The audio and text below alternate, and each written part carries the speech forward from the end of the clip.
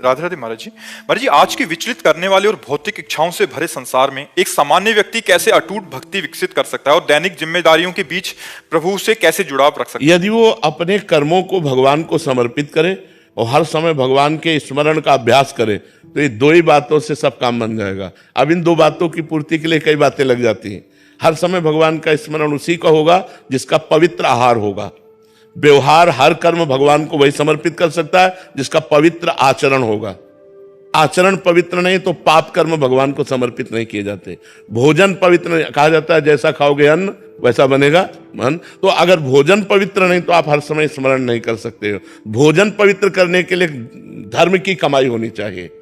धर्म से चलोगे और उससे जो पैसा आएगा, उससे जो भोजन करोगे, वो भोजन तुम्हारी भगवत स्मृति बढ़ाएगा। अधर्म करोगे, घूसखोरी करोगे, बेईमानी करोगे, उससे जो पैसा आएगा वो तुम्हारा लोभ बढ़ाएगा, तुम्हारे अंदर पाप बुद्धि बढ़ाएगा। तो हमें चाहिए पवित्र भोजन के द्वारा भगवत स्मृति बढ़ावें और पवित्र आचरण के द्वारा भगवान को कर्म समर्पित करें। इसी से भगवत प्राप्ति हो जाएगी। संसार में कर्म ही करना पड़ता है तो पवित्र कर्म करें, पाप कर्म ना करें। संसार में हमें भगवत स्मृति करना है, व्यापार नौकरी करते हुए, तो हमें अपनी बुद्धि पवित्र रखनी है। इसलिए हमें पवित्र आहार करना है, पवित्र पेय पीना है, जिससे हमारी बुद्धि पवित्र रहे। तो हम संसार में रहते हुए भी भक्त हैं। असलियत भक्ति का स्वरूप हृदय की स्थिति है। अगर अंदर से हम भगवान में लगे हैं तो हम पैंट शर्ट में भी संत हैं, और अगर हम संत वेश में भी भगवान के विरुद्ध आचरण करते हैं पापी पुरुष हैं, संत नहीं है। संत एक स्थिति होती है, संत एक अंदर की सद्गुण होते हैं। अगर वो नहीं तो बाहरी वेश तो फिर दंभ हो गया, ढकोसला हो गया, पाखंड हो गया। बाहरी वेश पुजवा कर रुपया ले सकते हैं, संसार के भोग ले सकते हैं, लेकिन भगवान को थोड़ी प्राप्त कर सकते हैं। तो हमारा अगर आंतरिक भाव हर कर्म भगवान को समर्पित करना और भगवत स्मरण करना, तो हम आधुनिक संसार के आधुनिक कार्य करते हुए भी भगवान को प्राप्त हो जाएंगे। विवेक मालवीय जी, प्रयागराज। श्री हरिवंश महाराज जी। महाराज जी, अंतर्मुख और समता के लिए सिर्फ प्रतिकूलता रूपी औषधि ही है? अगर कोई दूसरा औषधि है तो कृपया औषधि चेंज कर दीजिए। ऐसी खास बात नहीं कि प्रतिकूलता। राजा अम्बरीश चक्रवर्ती सम्राट थे और बहुत बड़े महापुरुष थे। जनक जी परमहंस श्री सुखदेव जी के गुरु थे। श्री सुखदेव जी महाराज लंगोटी भी नहीं पहनते थे, दिगंबर रहते थे, और उनके गुरु जी राजा थे। जनक जी श्री सुखदेव जी के गुरु हैं।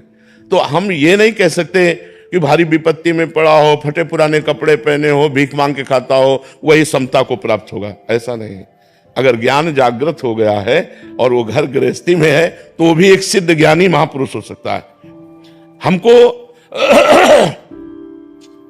आसक्त नहीं होना, कहीं अनासक्त होकर भोग भोगना। जैसे हमें पेट पालन करना शरीर रक्षा के लिए, तो जो हमें भगवान ने दिया है, अगर हमें पूरी सब्जी रबड़ी रसगुल्ला दिया है तो अनासक्त होकर उसे पा लेते हैं। यदि नमक रोटी दिया है तो अनासक्त होकर पा लेते हैं। ऐसे ही हम सारे भोग हैं जो शरीर के लिए अनिवार्य हैं और जो धर्म युक्त है, उन भोगों को भोगता हुआ भी ज्ञानी पुरुष भगवान को प्राप्त करता है। ऐसा नहीं कि दुख में पड़ा, विपत्ति में पड़ा वही ज्ञानी हो सकता है, ऐसा कोई सिद्धांत नहीं है। लेकिन हमें तैयार रहना है। जैसे आर्मी के जवान को तैयार किया जाता है कि आप पहाड़ में कैसे लड़ सकते हो, आप जंगल में कैसे लड़ सकते हो, आप जल में कैसे लड़ सकते हो, आप आकाश में कैसे लड़ सकते हो। इसलिए हमारे प्रकार 3 प्रकार की सेना है, वायुसेना, जल सेना, थल सेना। आप हर परिस्थिति में कैसे दुश्मन को परास्त कर सकते हो। ऐसे ही हम एक योद्धा हैं। अब आपके सामने कोई गाली दे रहा है, अब आपको अपनी साधुता का प्रयोग करके बच जाना है। अब भारी विपत्ति आ गई, अब आपको अपने समता का प्रयोग करके दुख सुख मान अपमान लाभ हानि संपत्ति विपत्ति में समान भाव आप निकलो। तो ये कोई साधारण खेल तो है नहीं। तो ये जरूरी नहीं कि विपत्ति आवे, लेकिन हमें तैयार रहना है कि अगर विपत्ति आई, आज हम सुख में हैं तो बहुत आनंद पूर्वक भजन हो रहा है, और कल विपत्ति आ गई, आंतरिक विपत्ति, बाहरी विपत्ति, 2 प्रकार की विपत्ति होती है। मानसिक स्थिति बिगड़ गई या बाहरी परिस्थिति बिगड़ गई, अब हमको परमार्थ में चलना है, तो हमें बड़ा विवेकवान होना है। तो मूल बात है, जब हम भगवान का भजन करेंगे तो ये क्षमता हमको प्राप्त हो जाएगी, समता भी प्राप्त हो जाएगी और क्षमता भी प्राप्त हो जाएगी। तो नाम जप करो, खूब नाम जप करो। हम सबसे यही कहते हैं, हर प्रश्न का समाधान भगवान का भजन है। भजन नहीं है तो ज्ञान की बातें सुन लो और ज्ञान की बातें कर लो, लेकिन स्थिति ज्ञान की नहीं आएगी, वो आएगी भजन से आएगी। खूब भजन करो भगवान का। पिछले 2 सालों से नाम जप का प्रयास कर रही हूँ महाराज जी। इनका और ये काफी जनों का प्रश्न है कि ये नाम जप करते हैं, पाठ भी करते हैं, आपकी कृपा से कृपा का भी अनुभव हो रहा है, बट इसके बावजूद एक डर सा है कि मतलब दीक्षा का हम निर्वाह कर पाएंगे नहीं कर पाएंगे, क्या गुरु मतलब एक जैसे होता है ना कि महाराज जी उसमें एक भय सा रहता है कि कहीं अपराध हो गया तो क्या होगा। कोई अपराध नहीं। गुरु का मतलब है माँ। जैसे माँ अपने बच्चे का पालन पोषण करती है, ऐसे शिष्य का मतलब है बच्चा, गुरु का बच्चा। तो अगर हमसे जैसे बच्चे से गलती हो जाती है तो कोई गलती मानी नहीं जाती। एक बार हमें ऐसा आभास हुआ कि हमारे गुरुजी हमसे नाराज हैं, कोई गलती हो गई। महाराज जी ये गोस्वामी हमारे हरिवंश महाप्रभु के वंश के, तो ये बरसाने में मिले, तो इन्होंने कहा बाबा आप बाबा से नाराज हो क्या? तो उनको पता है कभी गुरु नाराज भी होता है, कभी गुरु नाराज नहीं होता। महाराज जी ने यह के बताया तो महाराज जी कह रहे कि कभी गुरु नाराज नहीं होता। गुरु माँ के समान वात्सल्य समुद्र है, हमको गुरु का आश्रय लेना चाहिए। हमें जो कमियां हैं, कमजोरियां हैं, वो डांट फटकार के प्यार दुलार से हमें ठीक करेंगे और गुरु हमें भगवत प्राप्ति तक पहुंचाएंगे। अपराध बन जाएगा तो क्षमा करेंगे, हमें निरपराध बनाएंगे। हमको ऐसे समर्पित होना है। हम सद्गुणी होकर गुरु की शरण में नहीं जा सकते, हम गुरु की शरण में होकर सद्गुणी बन सकते हैं। ये विचार कीजिए। निरोग होकर अस्पताल नहीं जाया जाता, अस्पताल में जाके निरोग हुआ जाता है। ऐसे गुरु हमारे डॉक्टर हैं, सदगुरु वैद्य। वचन विश्वासा संयम यह न विषय कयासा। यदि हम गुरु के वचनों का पालन करें तो हम सब अपराधों से मुक्त हो जाएंगे और निरपराध वृत्ति हमारी हो जाएगी। डरना नहीं चाहिए, अवश्य गुरु की शरण लेना चाहिए। आयुष श्रीवास्तव जी जौनपुर से। राधे राधे। राधे राधे महाराज जी। महाराज जी रामचरित मानस में तुलसीदास जी महाराज जी ने बार बार कहा है कि राम कृपा बिनु मिले ना संता। क्या संतों का साक्षात्कार भी भगवान की कृपा से ही होता है महाराज जी? तो अब क्या संतों को पाना भी भगवान से मिलने जैसा ही है? भगवान के मिलन का संयोग संतों से बनता है और संतों के मिलन का संयोग भगवान की कृपा से बनता है। अब मोहि भा भरोस हनुमंता, बिनु हरि कृपा मिले नहीं संता। जब द्रवहि दीन दयालु राघव तो साधु संगति पाइए। देखो संतों के संग से ही हमारे भव बंधन का नाश होता है। भगवान का संग तो है ही, सबके हृदय में भगवान विराजमान है, लेकिन हमारी दुर्गति नहीं रुक रही। भगवान की हम पर दया भी है। सब मम प्रिय सब मम उपजाए, भगवान कह रहे सब पर मोरी बराबर दाया, लेकिन हमारा काम नहीं बन रहा। जब संत कृपा होगी और हमारे हृदय में भजन शुरू होगा तब बात बनेगी। गोस्वामी जी ने लिखा है सबके हृदय अछत अविकारी, सकल जीव जग दीन दुखारी। संत प्रभाव, भजन प्रभाव, इसी के द्वारा हमारा कल्याण हो सकता है। भगवान तो सबके हृदय में विराजमान है। तो भजन का प्रभाव हमारे हृदय में तब प्रकट होगा जब संत मिलेंगे। मति कीरति गति भूति भलाई, जब जे जतन जहां जे पाई, सो जानो सत्संग भाव। बिना संत संग के हमारी मति गति भगवान में लग ही नहीं सकती। तो भगवान की कृपा से संत मिलते हैं और संत की कृपा से भगवान मिलते हैं। पहले भगवान की कृपा होती है कि उनकी कृपा से संत मिल, या फिर बहुत परोपकार कोई किया हो, बहुत पुण्य किया हो तो भी संत मिल सकते हैं। पुण्य पुंज बिन मिल ही न संता, ऐसा भी आया है कि बिना पुण्यों का समूह एकत्रित हुए संतों का संग नहीं मिलता। तो तीर्थयाटन किया, परोपकार किया, दूसरे दुखों में सम्मिलित होकर उसको दुख को दूर किया, तो ऐसे पुण्यों का जब समूह एकत्रित होता है तो भगवान के प्रेमी भक्त का संग मिल जाता है, जिसके संग से हमें भगवान का मार्ग मिल जाता है। भजन में रुचि हो जाती है।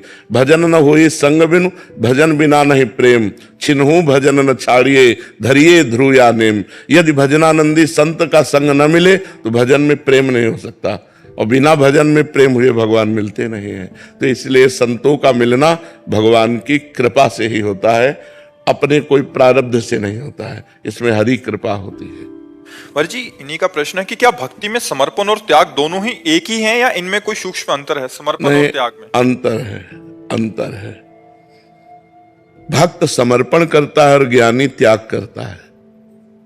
भक्त का समर्पण योग होता है। नाथ सकल संपदा तुम्हारी, मैं सेवक समेत सुत नारी। मेरा परिवार, मेरी संपत्ति, मेरा तन मन धन, हे श्री कृष्ण सब आपका है। और वो हर कर्म समर्पित करता है, अपने आप को समर्पित करता है, अपने माने हुए संबंधों को समर्पित करता है।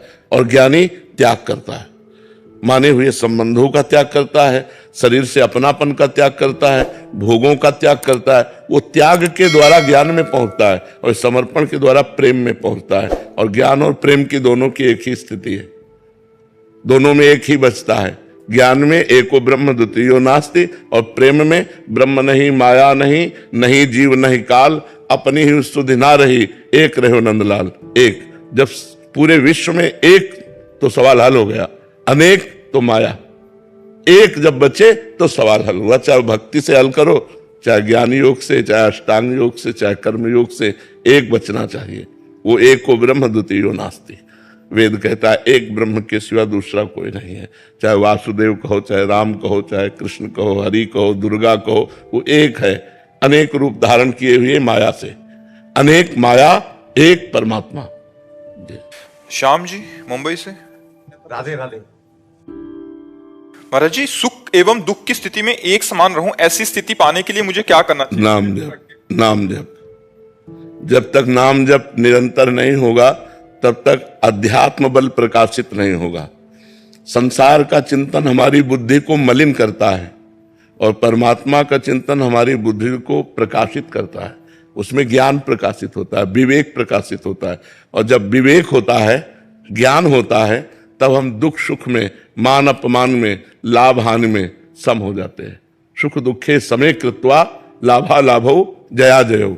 सुख दुख में, लाभ हानि में और जय पराजय में समान भाव। ये तभी आएगा जब हमारी बुद्धि में ज्ञान प्रकट होगा।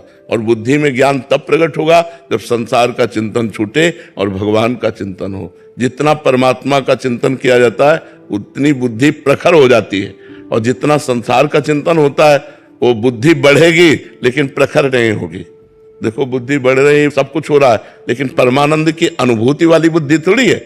परमानंद की अनुभूति वाली बुद्धि तो विवेक की तरफ से मिलती है। होए विवेक मोह भ्रम भागा, तब सब विषय विलास विरागा।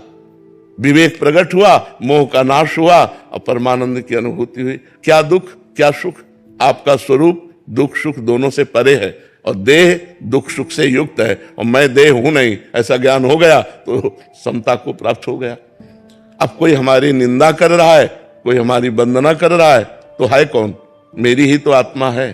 तो जैसे अपनी दांत से अपनी जबान कट जाए तो हम किसको गाली देंगे? अपने हाथ से अपने को चोट लग जाए तो हम किसको गाली देंगे? तो ये सब मेरे आत्म स्वरूप है। जब ज्ञान हो गया तो मान अपमान में सम हो जाता है, दुख सुख में सम। पर ये है कठिन, इसीलिए नाम जप करे, भगवान का नाम जप। कलयुग में नाम जप के प्रभाव से वो स्थिति प्राप्त होगी जो ध्यान के द्वारा सतयुग में, और यज्ञ के द्वारा त्रेता में, और पूजा के द्वारा द्वापर में, वही कलयुग में नाम के द्वारा स्थिति प्राप्त होती है। कृतयुगे ध्यायते विष्णु, त्रेतायाम यजते मखई, द्वापरे परिचर्यायाम कलौ तद्धरि कीर्तनात्।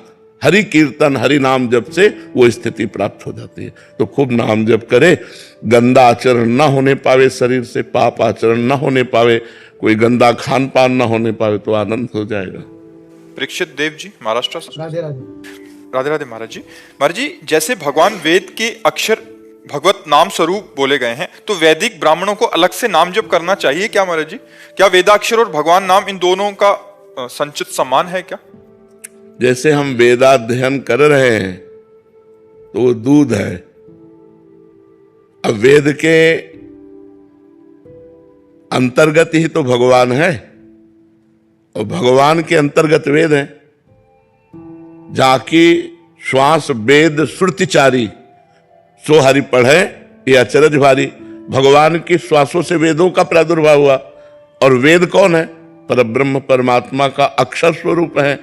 तो वेद स्वाध्याय करना, ज्ञान की तरफ हमारी बुद्धि की वृत्ति को ले जाना है। जितने भी वेद हैं वो दो का वर्णन करते हैं, कर्मकांड और ज्ञान कांड। कर्मकांड का विशाल स्वरूप है और ज्ञान कांड का उससे छोटा स्वरूप है, जिसे उपनिषद कहते हैं। उपनिषद में वेदांत दर्शन है, जीव के स्वरूप बोध की बात है। तो अगर हम भगवान का नाम जप करते हैं तो हमारी बुद्धि वेद को ग्रहण करने के योग्य बनेगी, वेद के रहस्य को समझने के योग्य बनेगी। यदि नाम जप नहीं करते तो हम वेद का भाव नहीं समझ पाएंगे, वेदांत जहां में ले जाना चाहता है वहां हम नहीं ले जा पाएंगे। तो वेद को समझने के लिए तो भी बुद्धि चाहिए, तो उस बुद्धि को नाम जप के द्वारा हम प्रवीण बनावें। देखो, जो राम राम नहीं कह पाते तो मरा मरा रटे तो ब्रह्मर्षि हो गए और उन्होंने रामायण की रचना की संस्कृत से, तो बुद्धि प्रखर हुई ना नाम से। तो हम वेदों को भी जान पाएंगे नाम के द्वारा। हमने ऐसे संतों के दर्शन किए जो ककाहरा नहीं पढ़े, लेकिन नाम जब कर रहे हैं तो वो जो बोल रहे हैं वो सब शास्त्र और वेदों में लिखा हुआ है, क्योंकि वो ब्रह्म स्वरूप हो गए। तो उनके वाक्य ब्रह्म वाक्य हैं और ब्रह्म वाक्य ही वेद हैं। वेद ब्रह्म वाक्य हैं, अपौरुषेय हैं, वेद की रचना किसी ने नहीं की। जैसे श्री कृष्ण द्वैपायन व्यासदेव भगवान है तो वेद का विभाजन किया है, स्वयं प्रकट वेद है, ये किसी की रचना नहीं है, ये अक्षर ब्रह्म है। वेद परब्रह्म का स्वरूप है और परब्रह्म से ही प्रकट हुआ है और परब्रह्म में है। तो वहां पहुंचने के लिए, वहां समझने के लिए यदि हम नाम जप करें तो हम वेद के भाव को समझ पाएंगे। नाम जप अत्यंत अनिवार्य है। अच्छा, वेद पाठ घंटा 2 घंटा 4 घंटा, लेकिन निरंतर वेद में स्थिति तो है नहीं, तो नाम में स्थिति लाओ। राम कृष्ण हरि जो नाम प्रिय है वो नाम जप करो। वेद को भी समझने के लिए नाम, चाहे प्रणव हो तो प्रणव भगवान का ही तो नाम है, मान लो ओम तो भगवान का ही तो नाम है, राम भगवान का ही तो नाम है, हरि कृष्ण शिव दुर्गा ये सब भगवान के ना। तो बिना नाम जप किए हम वेद के रहस्य को भी नहीं जान सकते, इसलिए मुझे नाम जप करना ही चाहिए। राधे राधे महाराज जी। महाराज जी, आपके चरणों में कोटि कोटि प्रणाम। महाराज जी, भगवत मार्ग पर चलते हुए एक साधक को एक भाई, पुत्र, पिता, पति, इन शारीरिक संबंधों में तालमेल कैसे बिठाएं अगर उनका भाव भागवतिक ना हो तो? अपने को भागवतिक भाव धारण करना है ना, सब में भगवान है। जब भक्ति हम कर रहे हैं ना, सब कोई भक्ति करे ऐसा हम नहीं कह सकते, सब पर हम अपना भक्ति भाव थोप नहीं सकते। अगर आप भक्ति नहीं करना चाहते तो हम जबरदस्ती आपको भक्त नहीं बना सकते, चाहे हमारा पुत्र हो, चाहे हमारा मित्र हो, चाहे हमारा भाई हो, चाहे पत्नी हो। अब हमको अपनी भक्ति बचानी है तो हमको अपनी पत्नी में भगवान देखना है, अपने भाई में भगवान देखना है। और भगवान है तभी तो चल रहा है, भगवान ना हो, जैसे पंखा चल रहा है, एसी चल रहा है, तो बिजली है, बिजली के बिना थोड़ी चल सकता है। तो ऐसे सब में भगवान बिजली है। ये जो पावर है ना, बोलना, चलना, फिरना, खाना पीना, पचाना, ये सब ये भगवान से हो रहा है। और वही भगवान जब चले जाते हैं तो बोले आदमी मर गया। तो हम उन भगवान को देखें कि मेरे भाई के रूप में भगवान है, मेरी पत्नी के रूप में भगवान है, मेरे परिवार के रूप में भगवान है। तो अगर आपको गाली देता है तो हम पलट के गाली नहीं देंगे, सह लेंगे। तो जब हम भगवत भाव रखेंगे तो ही हम अभक्त भाई का व्यवहार सह पाएंगे, नहीं तो फिर नहीं सह पाएंगे। तो हमें अपने परिवार में, अपने मोहल्ले में, अपने गांव में, अपने नगर में, अपने प्रदेश में, अपने देश में और फिर पूरे विश्व में भगवत भाव फैलाना है। सब में भगवान, सिय राम में सब जग जानी, करो प्रणाम जोरी जुग पानी। सब में भगवान विराजमान है। अगर ये भाव हम धारण कर सकें तो हम अपने अभक्त परिवार में भी आनंद पूर्वक रह सकते हैं। और अगर ये भाव नहीं तो फिर हमें जलन होगी, हम उसे अभक्त देखेंगे और उसकी चेष्टाओं को देख देख कर जलेंगे तो हमारी भक्ति क्षीण हो जाएगी।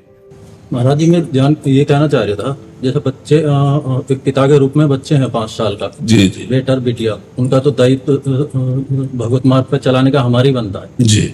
उसके लिए कह रहा था कि वो जैसे माहौल में पल रहे हैं तो उनमें कैसा सामंजस्य बैठा? अगर हम 5 मिनट 10 मिनट उनको नाम जप करवावें, आधा घंटा बैठकर कथा सुनावें, भगवान की चर्चा सुनावें, बड़ा प्रभाव पड़ता है बच्चों पर, इसका प्रभाव पड़ता है। अब आजकल बच्चों को खेलने के लिए मोबाइल मिल गए और जहाँ स्कूल में गए तो उनके बच्चे रजोगुणी मिले, गंदे आचरण सिखाने वाले, तो नवीन बच्चों में गंदे संस्कार बन जाते हैं। जैसे हमारे पास 2-4 ऐसे बच्चे आए जो 11-12 वर्ष के हैं, लेकिन वो हस्त मैथुन के शिकार हो गए।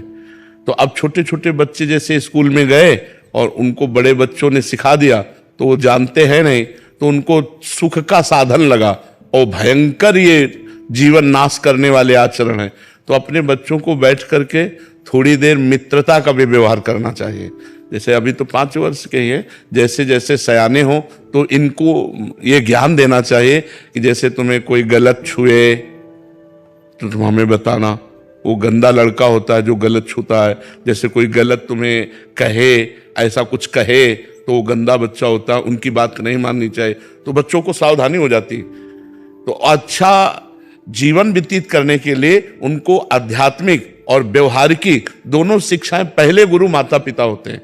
तो माता पिता को चाहिए कि शुरू से भय और प्यार दोनों का बैलेंस बनाकर बच्चे के जीवन को आध्यात्मिक और व्यवहारिक और आधुनिक पढ़ाई इसमें पुष्ट करना चाहिए।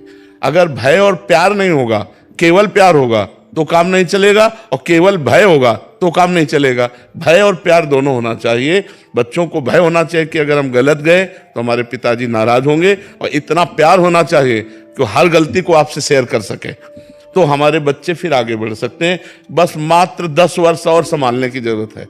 15 तक जैसी उनकी नींव पड़ गई वैसे वो बढ़ जाएंगे। अगर उनको गलत संस्कार ना पड़े तो बहुत अच्छे आध्यात्मिक बच्चे आधुनिक पढ़ाई में भी वो बन जाएंगे।